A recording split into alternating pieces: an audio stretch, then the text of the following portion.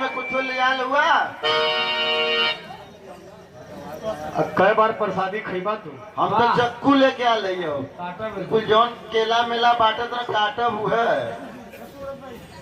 तो बड़ा बढ़िया सुंदर आप लोगों ने उधर से बिरहा सुने के मिलल रामायण खंड से। आखिरकार रावण का वध भइल, रावण के घमंड भइल। कबो कबो इंसान के इतना ज्यादा घमंड हो जाले। कबीरदास ने एक दोहा लिखा है कि का मांगू कछु थीन रहाई, देखत नैन चला जग जाई। इकलख पूत सवा लख नाती, ता रावण घर दिया न बाती। अरे लंका से कोटि समुद्र से खाई, ता रावण की खबर न पाई।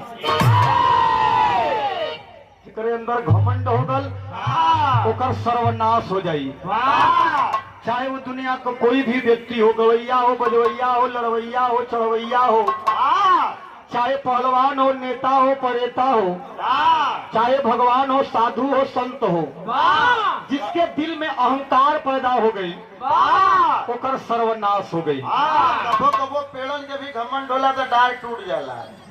बहुत अबही के दिखाई पढ़ल लिखल बात कैला। अरे माड़ी बाड़ी में पढ़ले मावड़िया पढ़ा कर तो भैंस का गोबर का छत रहा। अवना ता का करत रहे। तमाशा साहब कुछ वजह जितना भैया बाबू लोगन सबका एंटरटेनमेंट हो जाए। ओकरे बाद जैसे आप लोग फरमाइश करी है, कहे से समय भी काफी हो गई। 12 बजे था, घड़ी में 12 बजे आवता। जैसा आप लोग फरमाइश करी है वैसा भी रहा हुई। आवा बजे बजे मास्टर साहब।